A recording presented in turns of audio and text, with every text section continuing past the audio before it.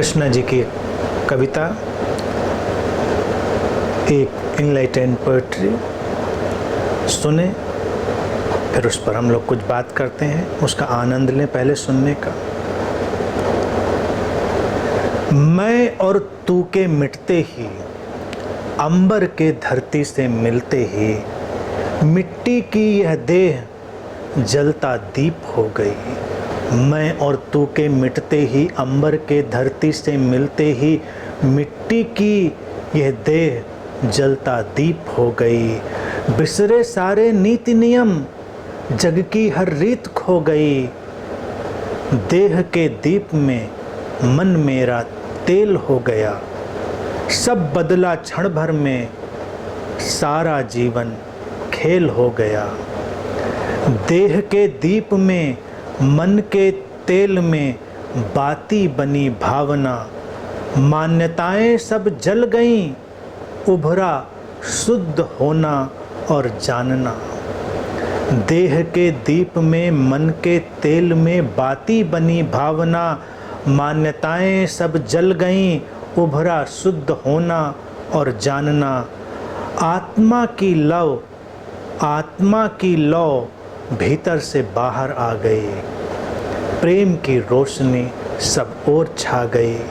इस प्रेम की रोशनी में मिट्टी की देह का कण कण रोशन हो गया है और जगत सारा मधुबन हो गया है।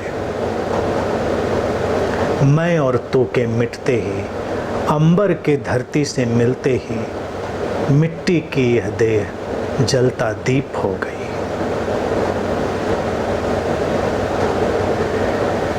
ये जो देह है ना, ये मिट्टी का दिया ही है। कोई कोई ही इसमें आत्मा की लौ को प्रज्वलित करता है। संभावना सभी की है कि आत्मा की लौ इसमें जले, लेकिन हम मैं और तू के इतने फासलों में घिर गए हैं। ये जो सेपरेशन है, इसने हमको इतना तोड़ दिया है कि हम एक विखंडित जीवन जीने लग गए हैं। अंबर के धरती से मिलते ही, मैं और तू के मिटते ही, यानी कि जो असीम है वो जब सीमा से जाकर मिल जाता है, सीमा असीम में घुल जाती है, तब जब मैं की तरह नहीं रहता, तू की तरह नहीं रहता, अस्मिता हमारी ऐसी हो जाती है जैसे बर्फ अब पिघली तब पिघली। जिसको लाओ त्से कहता है ना कि संत ऐसा होता है जैसे जमी हुई बर्फ अभी पिघलने वाली हो। तो ये बस पिघलने की तैयारी। ये जो सीमा दिखती थी मैं और तू की, बस काम चलाओ थी। जरा ही देर में वो सीमा पिघलती है, मैं और तू मिट जाता है। चेतना का एक प्रवाह रह जाता है, एक धागा, उसमें पिरोए हुए सारे मोती। जिस दिन ये एहसास होता है कि हर शरीर मन से वही स्रोत अभिव्यक्त हो रहा है और कुछ अभिव्यक्त होने के लिए है ही नहीं, उसी दिन ये देह जलता हुआ दीपक हो जाती है, प्रज्वलित होता है। संभावनाओं का जगत जो हमारे भीतर प्रसुप्त होता है, वो जागकर प्रज्वलित हो जाता है। सारे नीति नियम खो जाते हैं। संसार की हर रीति, हर व्यवस्था विसर्जित होती है। अब हमारे ऊपर कोई बाहर की व्यवस्था आरोपित नहीं हो सकती, कोई बहिर्दृष्टि आरोपित नहीं हो सकती। और देह के दीप में मन मेरा तेल हो गया। सब बदला क्षण भर में, सारा जीवन खेल हो गया। ये जो मन है, फिर जैसे दिए में तेल भी होता है, दिए में बाती भी होती है, तो मन फिर उस तेल जैसा हो जाता है। वो ईंधन की तरह काम करता है।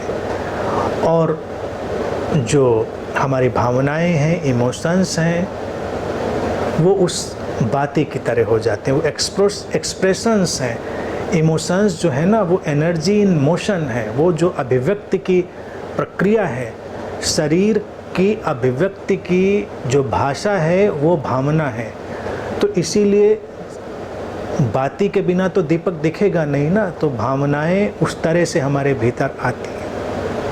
एक शुद्ध रूप में जीवन खेल हो जाता है। जीवन के प्रति गंभीरता चली जाती है। गंभीरता तभी तक रहती है जब तक हम इतना अलग थलग मानकर चलते हैं, अपने को संभालने की सारी जुगत में लगे रहते हैं, सारे उठापटक में लगे रहते हैं। लेकिन जिस दिन हमको समझ में आ जाता है फासला नहीं है, उस स्रोत का ही विस्तार है, तो फिर जीवन खेल हो जाता है। जले या बुझे तुम्हारा सरोकार नहीं है, वो स्रोत ही उसका ख्याल करेगा।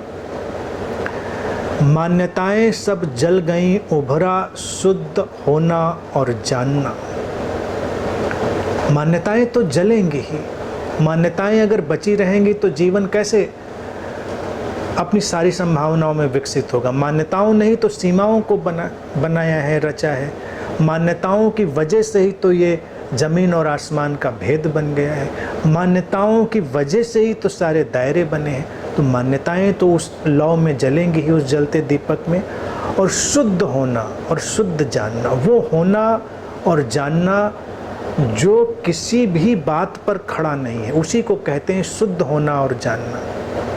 होना बस एक presence, pure presence, existential presence.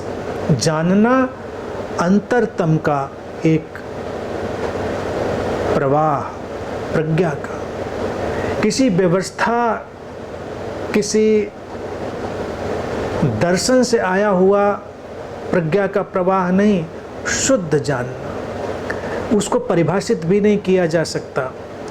और फिर लिखा है कि आत्मा की लौ भीतर से बाहर आ गई, प्रेम की रोशनी हर ओर छा गई। इस प्रेम की रोशनी में मिट्टी की देह का कण कण रोशन हो गया है और जगत सारा मधुबन हो गया है।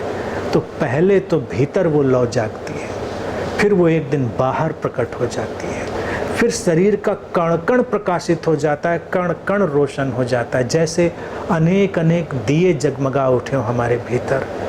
यही तो संत का जीवन है। लौ भीतर थी तो उसकी अपनी दुनिया थी, लौ बाहर आ गई, कण कण प्रकाशित हो गया तो सभी के काम हो गया। वो एक प्रकाश स्तंभ बन जाता है, अंधेरे में मार्ग दिखाने वाला एक प्रकाश स्तंभ। कण कण, मिट्टी की देह का कण कण रोशन हो जाए, जगमगा उठे, दिया बन जाए। और तब क्या होता है, सारा जीवन मधुबन हो जाता है, मधुर हो जाता है। सारा जीवन एक अद्भुत ऐश्वर्य में, सौंदर्य में भर जाता है। ये रोशनी जो फैलती है भीतर से निकलकर बाहर, ये आत्मा की लौ, वही इस जीवन को मधुबन बनाती है, मधुरता से भरा हुआ जगत बनाती है। और मधुरता से भरा हुआ जो जगत है, उसमें धरती और आसमान का फासला नहीं है। सीमा और असीम के बीच कहीं कोई लकीर खिंची हुई नहीं है। मेरे और तेरे के बीच कोई फासला नहीं है। काम चलाऊ है, काम चलाऊ है, काम चलाऊ मैं हूँ, तुम हो। लेकिन प्रज्ञा का प्रवाह है कि मैं और तू जैसा कुछ है नहीं। दिए तो अलग हो सकते हैं, लेकिन ये जो लौ दिए में प्रकट हुई है, ये लौ तो वही है, वही रोशनी है, इसका सारा स्वाद वही है, इसकी सारी अभिव्यक्ति वही है, इसका सारा ढंग वही है। तो जब कोई अपने भीतर इस आत्मा की लौ को जान लेता है, तो वो ये जान लेता है कि ये लौ तो एक ही जैसी होती है। लौ में तो भेद नहीं है, दिए फर्क हो सकते हैं। तो हम सबको उस आत्मा की लौ ने ही जोड़ा हुआ है। हम अलग अलग दियों जैसे जरूर हैं, अलग अलग बनावट के हैं, अलग अलग व्यवस्थाओं के हैं, अलग अलग स्थानों पर हैं, लेकिन वो आत्मा की लौ, वो आत्मा का प्रवाह, वो विशुद्ध होना, जानना, वही हम सबको जोड़े हुए है, वही हमको अनादि और अनंत बनाता है, और वही इस जीवन को मधुबन बनाता है।